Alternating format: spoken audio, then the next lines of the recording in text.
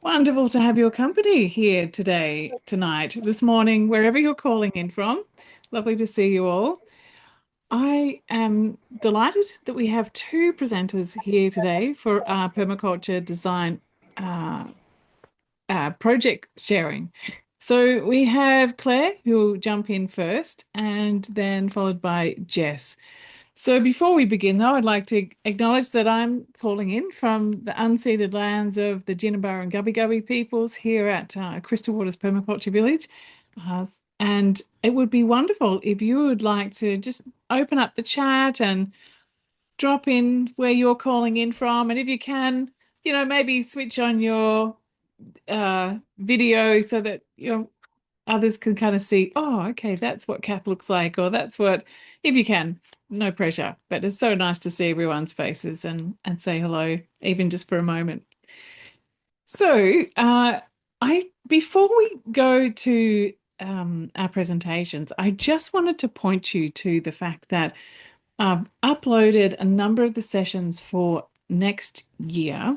So in Hive. So you can go and have a look at those and see what's coming. And I've sort of shuffled things around a bit. So we'll have a 90-minute project sharing session with shorter presentations. So there'll be about four people in those with times for discussion. And then on the alternate month, so that only happen every 2 months. And the alternate month, we're going to be doing like a member seminar. And so I'm reaching out to all of you to say, is there something that you would like to share about? It could be permaculture and health, permaculture and education, and what are the ways that you're exploring permaculture in your work? So if you've got an idea, get in touch. And also to possibly, it's something that you could, if you know there's other people in the course that are doing similar work, to gather a panel together so we can have a like a mini symposium about a particular topic. And then I'm also opening up drop-in sessions. So every month too, just opening it up, come and drop in, meet some other people, ask some questions, get some feedback, kind of like an office hours, ask anything you want kind of session. So you'll see those there too. So yeah, please drop in to the events over in the Hive and you'll see what's going on. But for now, let's jump into our design conversations here. So the first presentation by Claire, unfortunately, something's wrong with her camera, so we can't see her, but we can hear her and we can see her presentation. So that's all good. So you can just have to imagine her in there. And then we'll have Jess afterwards. So our plan is that Claire will present and then we'll have a chance to ask questions, be in conversation with Claire before we hand it over to Jess. And also feel free, and actually, I encourage you to open up the chat now. And as you're listening, be dropping in thoughts, questions, feedback, different ideas as well, because we can also share the chat. And after Claire's finished and Jess is finished, they'll have a chance to read through the thoughts and the comments too. So as always, these sessions have multiple purposes, like any kind of permaculture thing. One is for you to be gathering ideas that could be useful in your design. And whether you're just starting or you've already finished your designs, there's always new things to learn. Or if you're thinking about becoming a permaculture design educator, to be thinking about how you might be asking interesting questions to elicit further information about something you're curious about. So, you can look at it from different perspectives. So welcome. Thank you for being here. And with that, I will hand over to you, Claire, and spotlight you and your presentation. And great. Over to you, Claire. Thank you. Right. Hi, Morag. Hi, everyone. And yes, apologies for not being able to get my camera. I'm using my laptop, and I don't know, for some reason it decided not to work. So anyway, so this is a presentation I was supposed to give in March last year, and anyway, the reason why I'm reviewing it now will come to light as we move through it. I'll just take note of where we are. We're in Hayfield, which is in Victoria, Gunnakern Island, and the photo that you can see is a photo we took early in the early in the piece when we were first looking at this land. Yeah, and it kind of says what it is. That had some cows and there's a couple of old buildings and not much else. So let me move on. The oh God, the presentation. Sorry. I just need to move screens for a minute. Okay, there we go.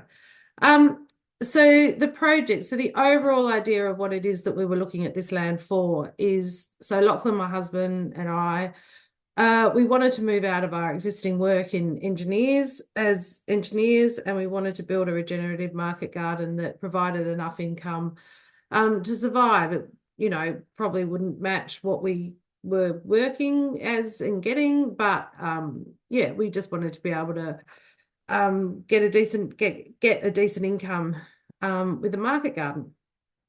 Our focus is on vegetables, fruit. We'll have some chickens. We'll be making our own compost. But we also realise that we need to extend to the educational and the workshop space as well. And pretty much anything else that provides some decent revenue for the amount of time that you actually put in, because we've done some numbers and you can understand why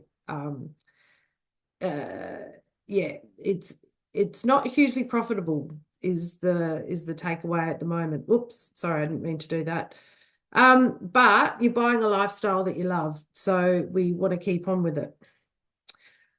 So the aim, what we're really wanting to have is a farm that is a closed loop system. It's not going to be completely closed loop, we know that, but we really want to focus on what it is that we can design into what it is that we're doing that helps feed the different elements of it.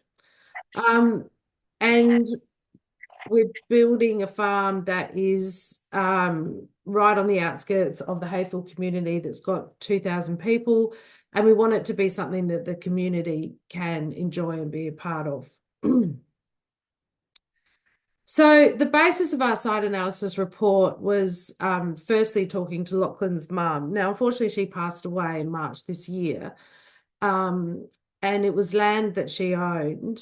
And so we'd spent time, we'd walked this property before. We knew what it was. We thought we had a really good understanding of it, and certainly talking to her. But then moving on, we also went, okay, well, based on that, we can do some online data, the typical BOM, Google Maps, looking at the Victorian government, Wellington Shire, Sunseeker application. And then we also did some on-site investigations as well. And we were pretty comfortable that we understood the property. But now, having been here for 6 months, the observations that we've had have actually been crucial in understanding more about where it is and what we need to consider in our design. So where we are is basically 200 kilometres directly east of Melbourne. And as you can see here, we're just like right on the outskirts of the Hayfield community.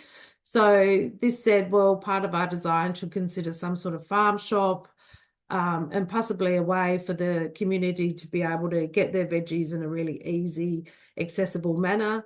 And here's a picture of the land itself, the blue being the river that we're right on. And then there's also a billabong here as well that isn't actually part of the property, but it is on the property. So, yeah, so it's about 9 acres and, yeah, in the Wellington Shire. So it's a good piece of land. So some of the photos before we started doing anything, this is the river. It's really hard to get to because it's all been completely grown over, lots of blackberries. We've got this pretty ugly view. This is the waterland. It gets dry in summer, but it's really nice in winter. The cows got into it a lot because there used to be cattle on the property, about 15. And so they kind of wrecked it a bit. So we're looking forward to restoring that. We've got these 2 old buildings that we're looking to restore. One could be a farm store. The other, we're even thinking of using that to do kind of, the compost teas and, yeah, kind of a nursery as well. Anyway, all thoughts. And then just lots of sort of flattish land with a few trees. Unfortunately, even on these photos, that cypress had to come down because it was falling down. Every big wind, it just creaked. So we had to get rid of it. But it wasn't wasted. So another good thing about the property is that it's not the Thompson River has actually got reasonable water quality. It doesn't have a lot of spray drift. There's not a lot of pollution around. So it is actually a pretty good block of land for that reason. So just getting into some of the analysis of what we were looking at. As I said before, on the Gunnarkernai land, most of the property is actually under an overlay of that. So if we do anything, we'll have to take into consideration that there could be some requirements to be met. Yeah, we're not too sure yet about that. We've got to work through that, but yeah, that could have an implication. There's a you can go and visit them, but apparently they're very busy at the moment with doing stuff, people have said. So we'll go when we're ready to see them. But we're keen to work with the local people and yeah, just see what would be appropriate to include and to acknowledge them. So yeah, that's another conversation. Um, so moving into the technical stuff, the soil. I guess one point I didn't write here is that we thought the soil was going to be really good because whoa, no, we didn't want to do that. We thought the soil was going to be really good because the house that we're in next door, which is next to this block of land, has really awesome citrus trees growing and lots of stuff growing. And we thought, yeah, it's on a river, so it's probably going to be really good. But it had been used for cattle for about, well, it's an old dairy. So at least in the last 10 years, we knew that there'd been herds constantly on there, but there'd been cattle on there for quite a time as well. It was quite dry when we looked at it back then. There weren't a lot of bugs. We've since seen a few worms in the soil. You know, I did the sausage test and went, oh yeah, so there's a bit of threading, that's good, holds together. I did the jar test and went, oh yeah, there's not too much clay in there. You know, it sort of came out looking okay. We dug a hole. It had reasonable drainage where we did it. So we were pretty confident that the soil would be, you know, okay to start working with. Well, the reality was not quite that. When we got the soil analysis back, so that was in July, August, we ended up getting the soil testing done. Came back with a pH of 5. Now, this is samples, 25 samples right across the paddock. So need to do a bit more digging in terms of the localization of what the acidity actually is. But yeah, that is still quite low for a lot of the crops that we're interested in growing. So we've had to think about that. It was low in nitrogen, only moderate organic matter. It was actually much higher in the clay. It's clay loam soil. And it's actually quite high in magnesium as well. So, and then there's a few other things, which at the end of the day, what we discovered is that when it gets wet, it's like it's a quagmire and you've got to wear your wellies. And it's like being in the trenches and your feet getting stuck. So this is if it's been dug. So it was something that we're constantly thinking about with the soil. We've had to buy a lot of compost. We didn't want to have to buy a lot of compost. We've had to get lime in to try and start correcting the pH. But most of all, it's actually really impacted our vegetable bed production and preparation, sorry. And we've been trying different ways to actually prepare the vegetable beds now because of the way that the soil reacts to us dealing with the grass and drying it out and so on. So anyway, that I'll get into more of that when I do the design presentation. So then the sun, it is really good sun. There's lots of light in winter. You're looking at about 9.5 hours. Summer is 14, almost 15 hours. And because there's not a lot of trees, there's not a lot of shading. So at least for growing stuff, it's actually really good. But some shade would be good in some other spots. So the reality, though, was that then when we were on the property, outside the actual northern boundary, there are some high trees, and we were able to walk around there on the 21st of June and realised that we needed to leave a 10-metre buffer from the northern boundary to allow for the shading that actually happens, because nothing will grow in that period, or there's no light basically getting through. It's fully shadowed. So we ended up having to shift everything down to allow that, which isn't a bad thing because it actually gives us movement paths that we need, but we hadn't anticipated that.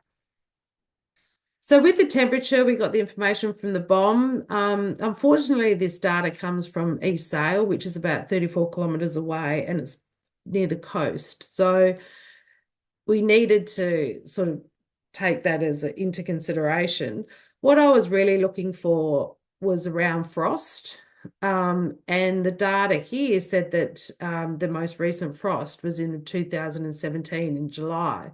So I went, oh, this looks pretty good, particularly given that we've got an orchard going in. We'll get some chill hours, but the frost doesn't look like it's going to be a consideration. It's funny because some places consider us a temperate climate, but some of the seed packets call us a cool climate. So, one or the other. But we're hot summers, cold winters is, typical. But the reality was that, and I don't know if it was an unusual one for this year, is that the frost happened right into September. We probably had 20 odd days of frost days, and like very, -2 degree type frosts. And we went, oh, well, we actually really need to take this into consideration now for any winter growing and what we do for the orchard.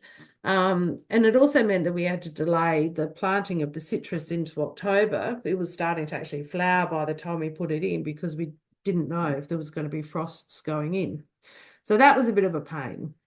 I must say that the citrus absolutely loved it where they were, in a beautiful, warm, north-facing spot, and didn't deal with the shock of getting into the open too well. But they're recovering now. So wind again. I mean, these are the roses you get from the BOM. And again, it's taken from the East Sale Airport, which is 34 kilometres away. So it really is, for the wind, very tongue-in-cheek as to what it is like. It did match what Lachlan's mum said around, westerlies being the strongest, and you will get strong northwesterlies during summer, which bring the hot northerlies in and, dries everything out. So we went, oh, yeah, okay, wind, we can deal with that. Well, wind is kind of up there with soil as a big, oh my God, what are we doing? Where in September and October, we had some of the strongest winds in the region, or, in the area. And, there were days when we were out in the field where it was bloody awful. And I just thought, geez, what the hell have I signed up for? And we've got to have some windbreaks. And not just, one bank of trees and go, that'll do it. We need layered windbreaks in. We need small ones. We need large ones. Even today, I was out there, we've got wind, and there's a hoop house in a container that was in the path of the oncoming wind, and it was like they didn't even exist. There's just nothing mitigating that big wind that sort of funnels through from out other properties, and there's just nothing that breaks it up. So we've really got to get on that and start addressing it. So the other thing, rainfall and water. The data was a little bit better for this one. It's 8 kilometres away, and it gave us a mean of 629 mil. We've worked out that we probably need double that for what we want to grow. So, and again, this is all average data, and it can fluctuate quite dramatically given, drought seasons and flooding and so on, as everyone in Australia, I think, appreciates. So we're on a flood zone. So you can see here the little circle down here. Yeah, we're smack on a flood zone, which I guess makes sense because we're next to a river. But being next to a river does mean that we've been able to purchase a 10 gigalitre high reliability water supply, and also a 10 gigalitre low reliability water supply from the irrigation scheme people, Southern Rural Water. So that's good. That meets our needs. Does mean we've got to put in a pretty good irrigation system, but it means that we should be able to grow what we want. But we did have to consider this whole flood overlay issue.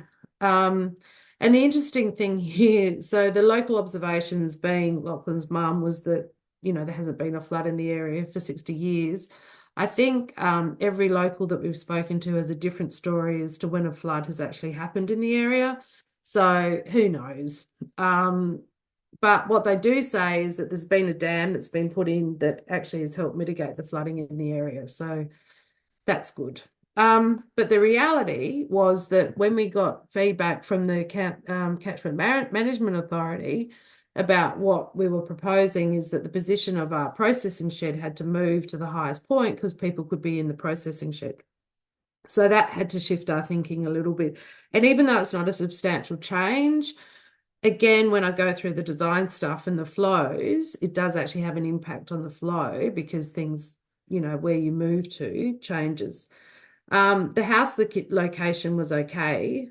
And another reality that we didn't realise is that even though the property is only on a very slight gradient, the bottom corner gets quite damp, and that's an area where we do want to be growing some veg. And so I need to consider what we plant in there, and we'll be looking at putting perennials in there that like water, so you can cope with it. So it's in a designated bushfire zone, and I guess I've got the next 6 months to work out what the observations of all that are as to what actually happens. Yeah, I mean, right now everything's still quite green, but if it dries out, well, a big grass fire could destroy everything at the moment. So, yeah, we've got to look at that. And then in terms of animals, as I've said before, there were some cattle that were on there. I was able to find out what drugs had been given to the cattle, and I did find a report that looked into the breakdown of those drugs in compost, and they found that they did get broken down, and there weren't any. It didn't get. There weren't any residual of it in the compost. So, which was good because I've used the manure to make lots of compost. And then we've pretty much seen a lot. We've got foxes, we've had 3 snakes, we've got lots of blue-tongued lizards, rabbits, hares, birds, possums, a tortoise, and echidna, and a wombat that we've seen. No kangaroos, thank goodness. But the reality is way too many rabbits for growing leafy greens that you'd be comfortable with. And now we've got to consider some sort of rabbit-proof fence. I mean, that said, we've also met people that have ferrets that get rabbits and, lots of other solutions. So, but we do need to consider a decent fence to try and exclude them. So just to sort of wrapping up now, we've got the sector analysis. So here's an overview of the property here. You can see that it's not directly north facing. It's kind of north that's north. Sorry, I should have a north going up. So it's slightly off. Here is the wind. Basically, it comes through here and it just howls. It just goes, there's nothing stopping it, and it just off it goes. And yeah, can be pretty bloody awful. You got flood from the south area. So this part here is the water that I told you about with the public conservation area. And then and then up here is where we're planting, and it's just all in sun. So that's great. That's a good part. And then here we've got sort of not such a good view, but that's slowly getting screened. So to finish off, I thought I'll include the design. I'm not going to go into it. Maybe it's a bit of a teaser for for the next presentation. But this is what we've come up with so far. So the orchard, there'll be about 200 fruit trees, and about 90% of that's been planted. We've got the vegetable beds all around here and here, here, over here, and here. There'll be 110 beds, 30 meters long. It'll be about 3.5 kilometers of vegetables. We've got this hoop house here, which is tomatoes. And then over here is the greenhouse. So this is the nursery hoop house, and then this will be a leafy green hoop house. Here's the entrance in. We'll have a gravel road going in, going in. There's a car park. This will be a farm store. This is the old shed that is going to be restored into, probably the composting kind of foliar making lab. This tree's gone. This tree's still standing. It's amazing. Here's the processing facility. Great when you're processing apple, your fruit. Not so great when you're processing from stuff over here. And then this is where we're hoping to do the house block and a kitchen garden. And the idea with the kitchen garden is to be able to use the kitchen garden as part of the teaching that we want to do. And then we can have lots of different kitchen garden ideas and, kitchen garden. Yeah, just, have your different beds, your wicking beds or your raised beds or whatever. These all the veggie beds in here are permanent veggie beds in the ground. And then these lines along here are sort of the hard wind, well, not hard wind breaks, but specific wind breaks. However, we're looking at, other things and looking at what we plant to be able to just keep diffusing the wind. So anyway, but there's lots more to unpack in all of that as well, because there's compost and there's chickens and lots of other bits and pieces. But that's another 30 minutes. Yeah, thank you. So that's Thank you, it. Claire. Thank you very much. And just before I jump in with a few comments, I dropped a note there to invite anyone who wanted to ask a question or share a comment to start thinking about use this little raise hand feature down below that pops it up here, and that way we'll see who wants to jump in and say something. Let me just stop sharing for now so we can see people. Right. Hang on a tick, and I'll remove spotlight. There we go. Mm. I absolutely love the way that you presented that, looking at, you're doing your observations using all your digital stuff and then going, but actually in reality, ground truthing this.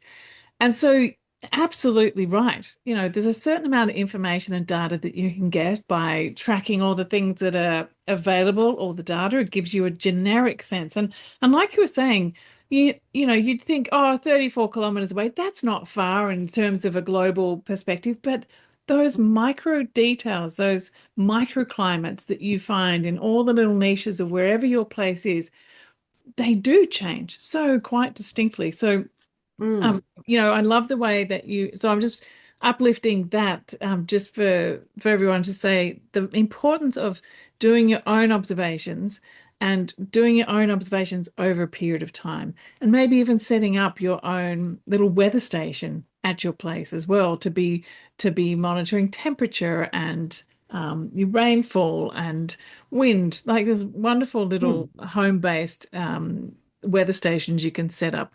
And I think that's really useful. And like you're saying, you've been looking at it for 6 months and then you've got the next 6 months to come up. So, there's that thing in permaculture design always saying, yeah, like take 12 months to observe. And sometimes you sort of think, oh, I can't wait to start. But you start in a way that then as your observations over time, you can keep iterating. So I think that was something that came through really strongly from what you were sharing, and also asking the locals, getting like the 60-year remembrance.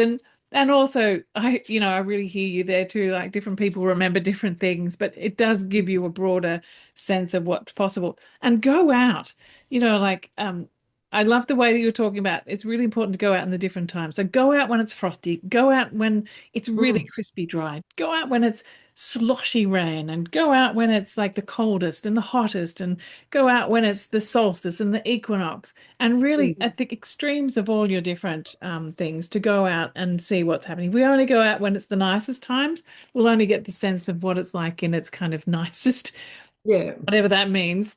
But I was wondering too, when you're talking about the fire, sorry, Mm. yeah, the fire, whether there may be something that may be part of a conversation you could have with the local Gunnakernai people Mm. about cool burns, Yes. maybe. Maybe that's a Yes. connection. Yeah. Yeah. No, Um, that's a good point actually, because yeah, that's yeah. That yeah, might be a way to build a relationship there yeah, because that's definitely something. And maybe learning, trying to talk to them more about the seasons. Like they've got like 60,000 years of knowledge of the place. Like, yeah, just open the conversation in that sort of level of curiosity and, that sort of respectful curiosity yeah, of wanting to know how to care for country there more. yeah, So, those things I thought might be a nice way to connect. Um, there's some really, you got some pretty amazing old buildings there. I've seen yeah. some people develop up some beautiful things in old buildings, whether they be like a funky old classroom in a farm barn or a long table luncheon spots or, Mm. all different sorts of things could happen there. And I was wondering, you said that there were cattle there before. Yeah. I wonder whether you have a possibility of doing some sort of rotational grazing, like getting some adjusted cows there again and doing this sort of a rotational grazing to do the soil regeneration. Because Yeah. that may be Yeah. something that could actually quite rapidly turn around your soil rather than you having to bring in all of these things. I mean, regenerative farmers swear by the idea of doing the rotational grazing in that way. So I don't know, just something else to keep in mind. And definitely, I would be mapping in all of your windbreaks before you put in where your garden beds are going to be, because absolutely essential, like you're saying. I went to another place in East Gippsland recently, well, no, South Gippsland called Cape Patterson, Oh and the yeah. wind, Yeah. the wind there Mhm. was absolutely howling through, and it's right on the coast. And Yeah. they had a community farm in the middle of their place. And what they'd done, and because they were still building up, still building, growing Mm. their windbreaks, they actually set up some temporary shade cloth structures Yeah. to create rooms. And I think this is what you need to kind of think about, that your design of your windbreaks is creating protected rooms. Yeah. And that, like you're saying, you need something that's bigger, that's sort of stopping the big gush of wind through, but then those inner windbreaks, and then even in garden windbreaks, think about the taller, more robust things, perennial things on one side and having sensitive things on the other. So like every scale along the way can be thinking about how you use the plants in that. Um, I'll just make one point there, Morag, is we've actually got about 36 beds made now, and we've kind of jumped in and gone a bit crazy and made a bunch of the stuff and planting and growing and um yeah, they're definitely thinking about, okay, well, do I just end up just sacrificing one veggie bed, because if I grow something like a rosemary or something, that will actually provide really good coverage for these beds further on, or yeah. like there's a few things like that, but we've yeah, we're in the doing phase at the moment. Yeah, well, So definitely. I mean, until and your making bigger windbreaks windbreaks is and up, something mm, that's a short-lived perennial plant that you can put into your garden beds, and like you're saying, sacrificing some of that area, growing area, yeah, because it's not sacrificing it, really, is it? Because if you don't put it there, you're not going yeah, to get anything. Whereas yeah, if you dedicate some space to it, you've got to get so much more. Or, maybe even think about, is there some way that you could put up a few stakes and some hessian or some shade cloth just to yeah, we did do that, Mm. and to try and protect the citrus, and it helps a bit. But to be honest, what we've actually done with the citrus is we mounded them, and then we've completely covered in a cover crop, and the cover crop is actually like almost the height of the citrus now. And that's actually helping to diffuse it at a very close level. And that's actually now they're really starting to come back from that transplant shock and doing really well. So, That's really interesting. You know, that mm, if you have bare ground, the wind will swoosh more. If you've got sort of mm, like a softer surface, is more movement, it'll dissipate the wind more. So it's really interesting looking at all different scales, right down to that ground cover. But I was wondering about too, just in your orchard area, whether perhaps you might like to think about putting in some fast-growing pioneer mm, local native acacias or something that will just grow up quickly and provide shade and protection in amongst your orchard that will then later disappear when they get bigger. Uh, yeah. just No, some we sort of succession planting. Yeah, no, that's definitely a plan. And something else we did as well is build a dead hedge. So we've got about a 20-meter long dead hedge Mm. You that want to will. tell people what a dead hedge is? Oh, so a dead hedge is just a bunch of big old logs because when we cut the cypress down, we had huge logs that we couldn't mill. And so we covered that in. So you just get stakes and then you lie these logs down and you just stack them on top of each other and then they slowly just decompose and then you put more logs on because we've got an orchard, so we're going to be pruning. So you just put that on top. And then you can grow a vine in there or vines, and then that just all grows, and then it's just part of a big, beautiful flower feast that your pollinators need. And Lots of and then lizards and all sorts of things. Yeah. yeah, and then you just chuck your dead things on. Anyway, I'm giving away stuff out now about the Ah, design yes, you're getting part of into it. things. So And we've also come to the end of our time. We should yes, really hand over yes, to Jess yes. as well. Sorry, So sorry. thank you so very much, Claire. That was really fascinating to dive into your world of thinking about how you're observing your site and documenting. And Mm, I hope thanks. everyone enjoyed watching that. Please drop into the chat if you haven't already. Any thoughts or comments or questions for Claire? She can be looking in there as we move into Jess's presentation. So now I hand it across to you, Jess. Thank you. Thank you, Claire. Thanks, Morag. Hi, everybody. Can you see my presentation, Morag? We can. Yeah, perfect. Thank Oh, you. great. Hello, I am Jess Mariettakis, and my design is this is my final permaculture design project, and this is at a much smaller scale than Claire's project. This is just for one small residential property in Western Queensland, so in a city suburb. I'm designing for myself and our household, which is my two little boys, age 7 and 8, and my partner David. And here's a couple of pictures of the house that we started renting in July. So there's a picture up the top of the back veranda, and then the second picture is the front veranda. So the design goals relate to creating a productive, resilient, and beautiful household garden that provides us with some food. Not trying to produce all of our food. I'm just trying to put something from the garden into most meals that we have, or something to snack on as I'm walking around the garden, providing shade and habitat for little critters. I definitely want to be improving the soil health and managing the water while respecting flood risk on the property. And it all has to be renter friendly because we have about a year left on our lease, and then after that, who knows.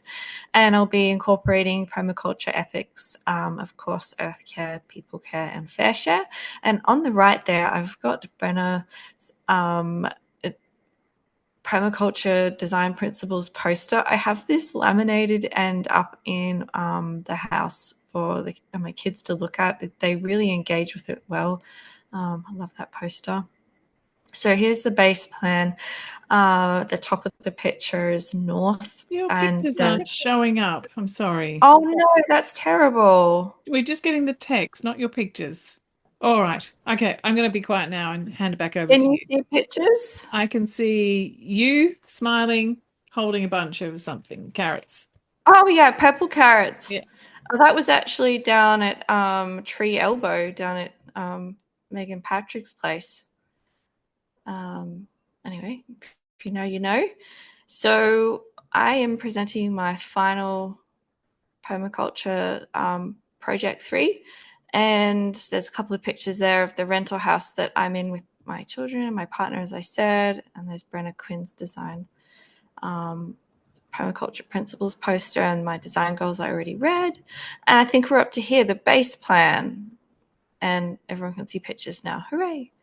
So this is the house, and the backyard is about the same size as the house area. So the whole site is under 500 square meters, so much smaller scale than the previous presenter was talking about.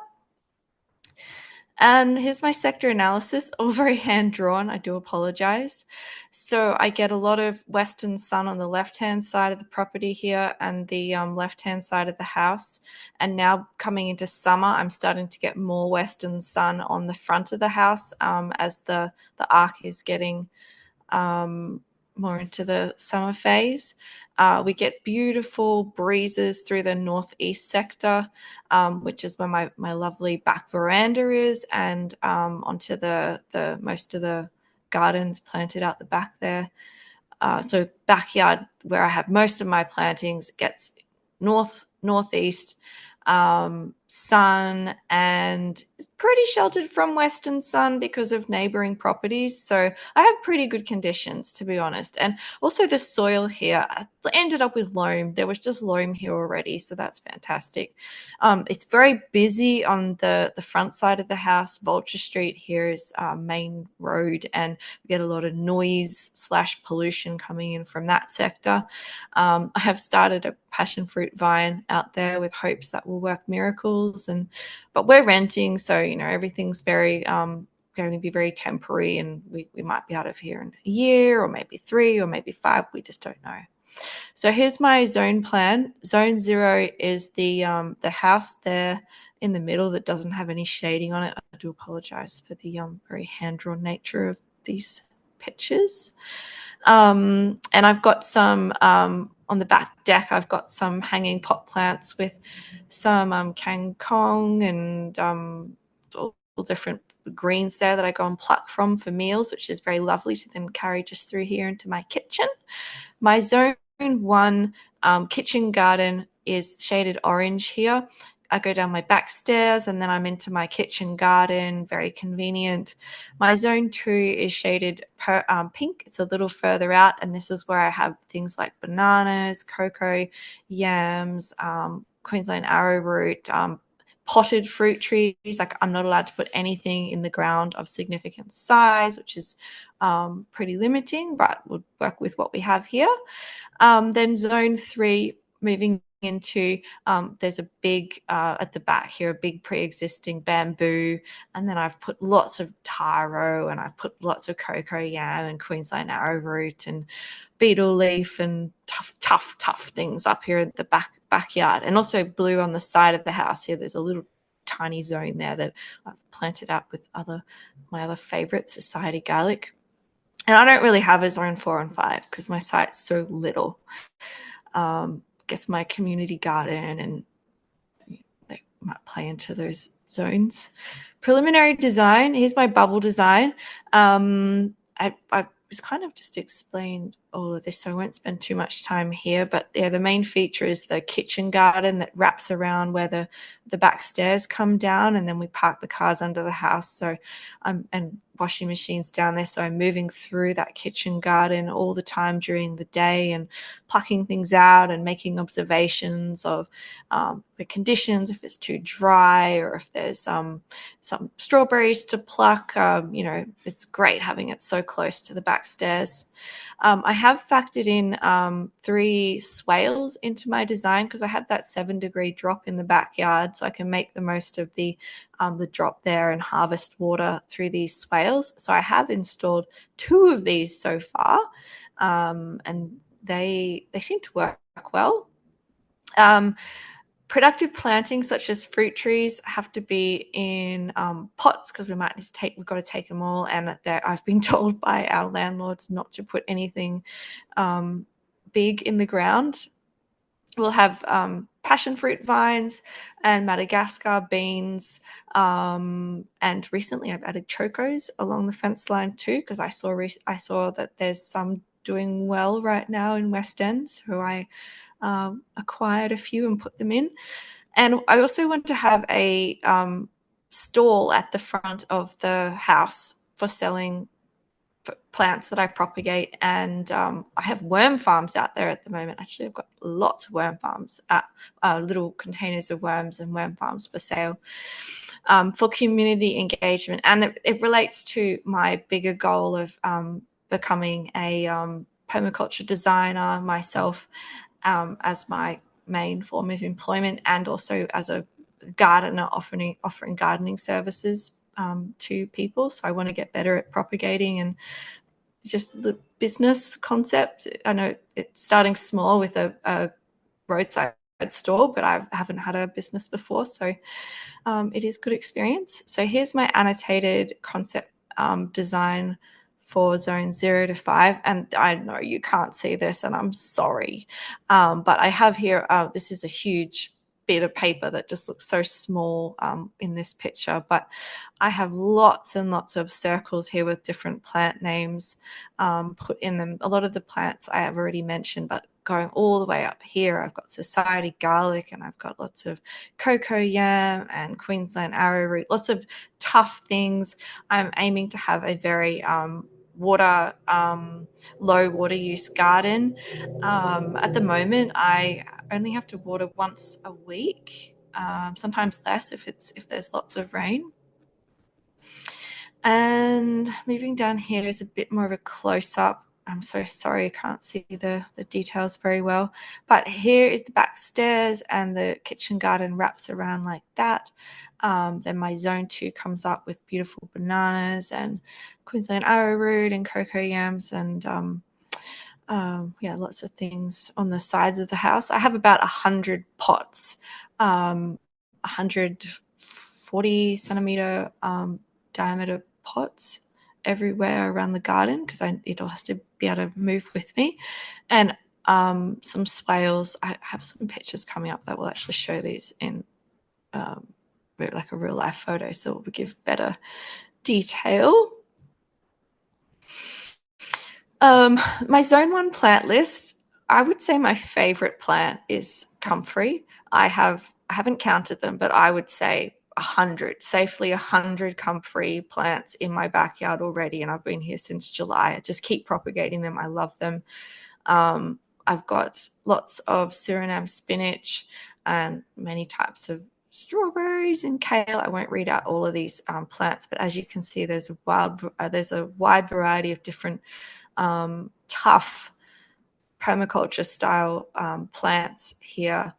And in this picture, this is a shot of part of my kitchen garden. I've got a pot here that's for growing my kangkong, which I love. It's so tasty, and it's doing so well in this heat right now. It's growing in water, and I tried to get the azolla going in here, but something else is actually taken over. Some other little water plant of similar size is taking over the azolla's territory, but that's okay. I just keep pulling that out and throwing it around here for fertilizer for the other things. Like I've got my Brazilian spinach here, and thornless native raspberry, and warrigal greens over somewhere, and Okinawa spinach is there.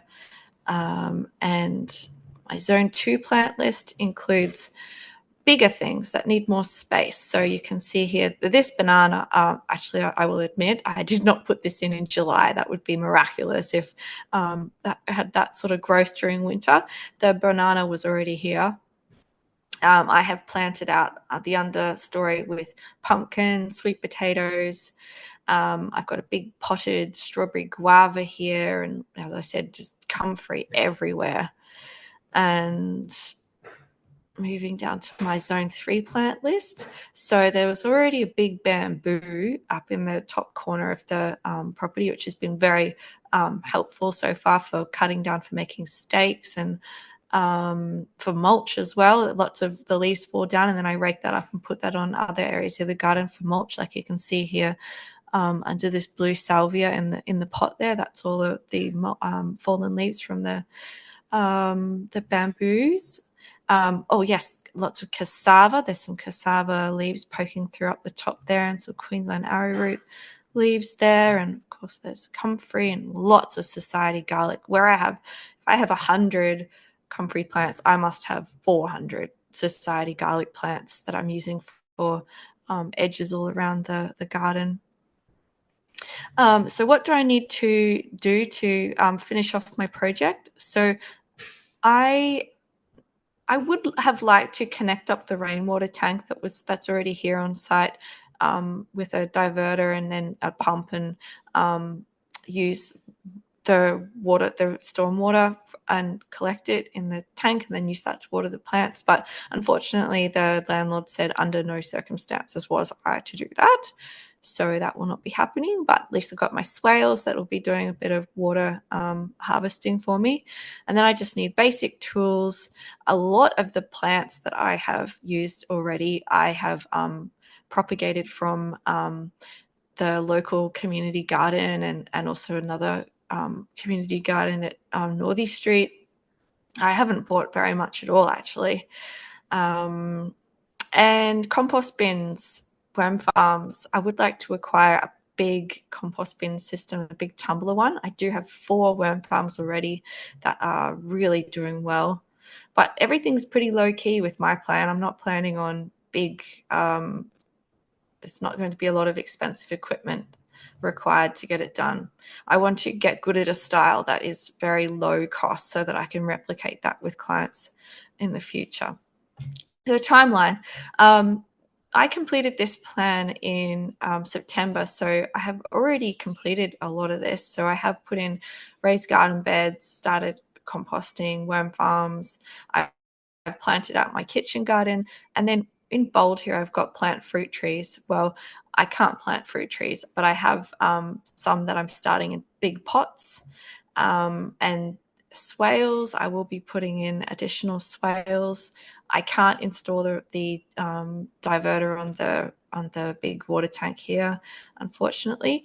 But yeah, moving forward, I will be expanding my zone 3 and getting better with my plant stall, maybe propagating bigger plants and selling more high value plants. Right now I'm just selling them for $2 each. And of course, continue soil building. In this picture, this is when I had first dug out the first swale there, and there's a little child in the background. And then if I go down here, this is recent. I took this picture. You can see that the first swale there in purple has really filled out. And then I'm in the process of installing the second swale with the red line there with a break in the middle for moving through the garden space. So the idea is you come down the stairs, move up here to the left, swing around to the right, come down here if you like, or go through this opening, and then there may be the third swale up here, and then there's a play space in the back for the children. There's a big trampoline you can see there, and there's the big bamboo clump shades much of the sun for the children to play.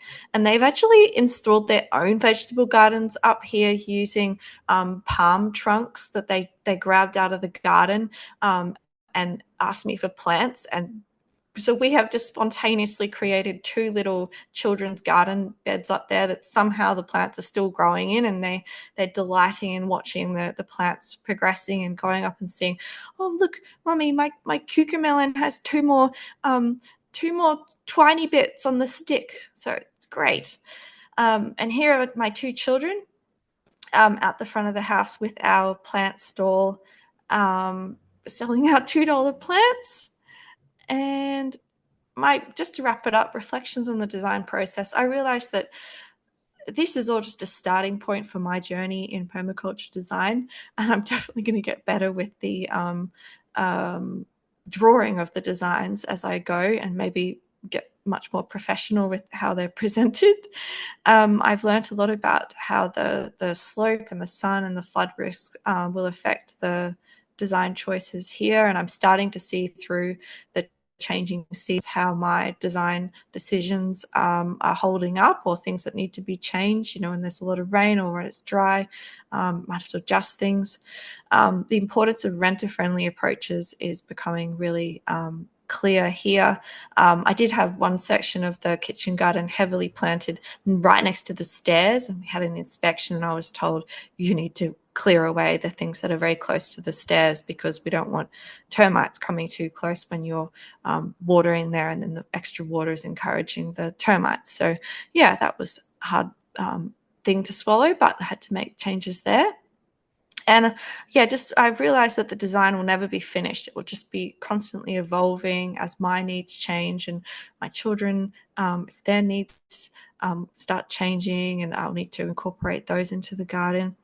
And there's a little picture of my 7-year-old working on the plant sale sign that we had in the previous slide. So that is my presentation done. Thank you so much. Let me stop sharing your screen. Let me just get to there. Yeah, thank you. Lots of congratulations flying up the screen, I can see. I think there's something really very clever about your approach that you're demonstrating.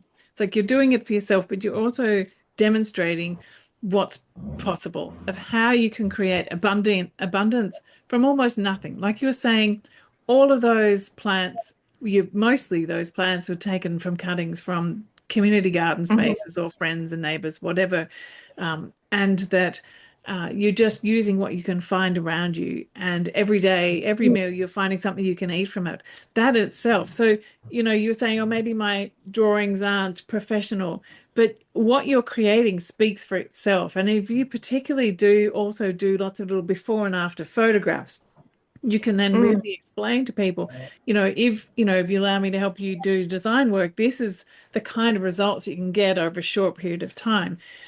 So I think it's wonderful, and I think that idea of starting with selling the plants, and then maybe starting to do design work, and then moving into gardening work.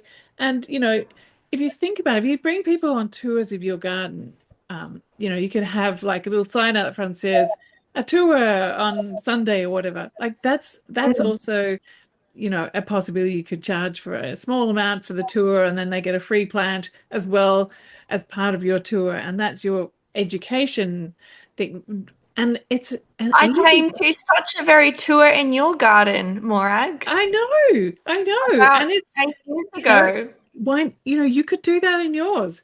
And and it's like you're saying, the gardens are iterative. They're always going to be in process. So to be able to explain what you've got and how you're doing it, and how you're growing your own mulch and covering the soil and taking the cuttings and doing all these different things, and the zones in your garden.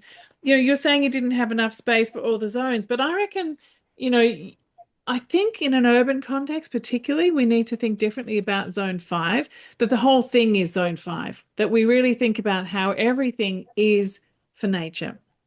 And that, every single piece of your garden is either for pollinators or for lizards or for birds. And that, you have an overlay across the whole site that's like, this is also a natural, a gardening with nature place. So the zone 5 is definitely something that I think you've already got going on there, because you've got so many flowers and niches and spaces for people.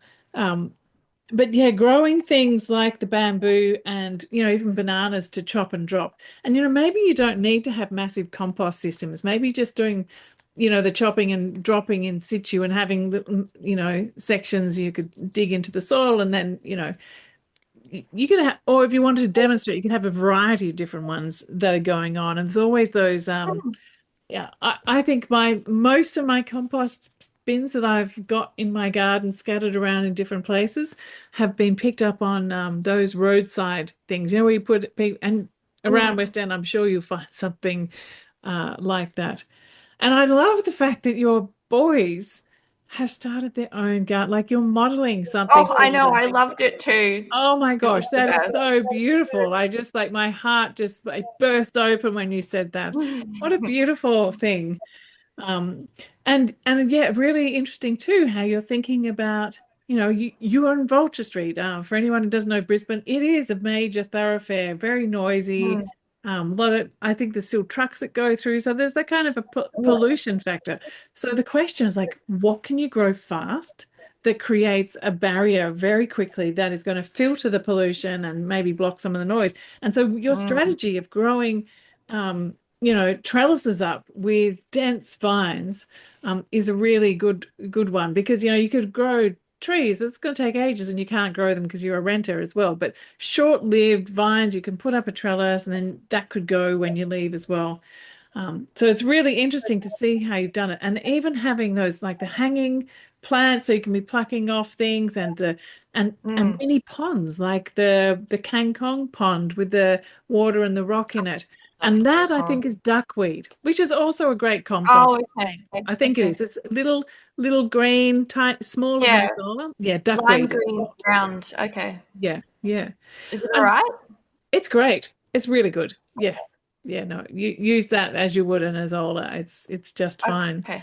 Yeah. I wonder if anyone's got any questions or comments. I know we've gone over the time, but I'd love to make space for you to give any questions or feedback to Jess as well. Anyone's got any questions or Oh, I comments? see someone asked if the scales are a permanent feature or if they're already there. I was a bit off, but I seem to have gotten away with that. Even though you've had challenges with your rental, place into moving things back and not being able to plant, what you've been able to create is quite phenomenal. And the fact that, it's amazing that you've been able to do that much as well, which is a testament to how you're approaching it as well. That okay, I'm doing this, but it's all movable, and you Mm. probably made a commitment that when I go, I'll put it back to how it was, and you've got all new things in those plants. It's quite an amazing amount of things that you're growing pots. I was looking at little pollinator plants, and you've got water pond plants, and you've got fruit trees, and all sorts of things. And but I did too just want to really uplift what you were talking about, this being a low water use garden. And that is a hard thing when Mm. you're growing in pots because you don't have the roots going down the soil. You're Mm. entirely dependent upon what's in that pot. And so adding lots of things like the duckweed in there will add nice organic matter and keep fertilizing them. So keep adding handfuls of things like the duckweed in. Mhm. And that I think what you were saying too about having tough plants. And so it's not about trying to mollycoddle sensitive plants in things like this. It's like, what are the tough ones? And so your garlic Mm. chives and your cocoa yams Oh, and I your love that. cassavas and your Suriname spinach, all those different things are so robust, so abundant, and so easy to do by cuttings. And I think, we all need to Mm. find what are those champion plants that we can gather that become the backbone of our abundance. And then maybe in amongst that, we can put in some more sensitive things. But what is the backbone of our abundance in the climate that we're in, and fill our gardens with those for the main structure of what we're doing. Um, yeah. So many things that I loved about what you're doing, and two, just practicing, like starting small with your idea about how you're developing your business. And then, you having a presence on the street then makes a profile for yourself, which attracts Mm. interest to what you're doing, which then makes people go, oh, can you help me do this? And so, having this little sign up saying, I'm available as a garden advisor, and you don't even necessarily have to do designs for them. You could do a walk and talk. These were often some of the very Mm. first design consultancies that I ever did, was people would invite me because they knew I started Northern Street City Farm, and I was doing rental gardens as well in Brisbane, and they were in the front yard so people could walk past and see. And it was always just a walk and talk. I would walk to their place and or ride to their place and then just walk around with them and talk about the possibilities. I might sort of do a like rough sketch on a piece of paper that had a sense, and then we'd talk about plants, and I maybe bring them back some cuttings of things from the garden or potted up plants like yours. But walk and talk design is a great way for anyone who wants to do design work to start. And then you can offer later on It's if a you good want idea. to. You can say, if you'd like me to draw that up and do a detailed design, I can do that. That costs this much, but have a clear idea of how much you want to charge for a tour of your place, how much you want to charge for a walk and talk design consultancy, how much you want to have to do a plan if they want to do a plan. But mostly I have to say, and all the design work that I've ever done, most people were really just happy with the walk and talk. They just need to know where to start, how to see their Mhm. place differently, to have a chat with someone about what the possibilities were, to imagine together. And Well, Hannah Maloney from Gardening Australia, I think she says like sometimes she would take all the time to make the plan and hand it over, and then nothing would happen. yeah. And so when you're doing it with them, and then maybe if you were doing you say, I could come and help you start your first garden. Do you know, like, and then that's the gardening design together. It's that together piece as your permaculture designer, particularly in your, I mean, I'm sure in the area that you live, there'd be a lot of people who would love some help with that. So, you've got notice boards all the way around. You can do old school, just put up posters in different places and have a sign up in your stall. Yeah. So Thanks, I Morag. recognize that we're well and truly after time, and I know that people are having to start to leave. So I just want to thank again both Jess and Claire for some wonderful presentations that really helped to make us think differently about different scales and different purposes of how permaculture designs can be implemented, and to really offer some insights into the challenges that we all might face, and the ways that we can think about how we can overcome those and to create really interesting and beautiful and abundant designs. So thank you, both of you, for being here. Thank you, everyone, for coming along. I did want to ask Jess, perhaps if you wanted to share the plans with me again, maybe, or I probably already have them. And maybe drop them in Hive so that anyone who wanted to have a deep, because you looked like you'd done a whole lot of detailed design there that Mm, people would like to have a look at. So that would be great. okay. Yeah, wonderful. Okay, well, thank you again, Jess and Claire, and I look forward to seeing you all again sometime soon. We've got 2 sessions before the end of the year. Hopefully, I might see you at one of those. All right, take care, everyone. Bye.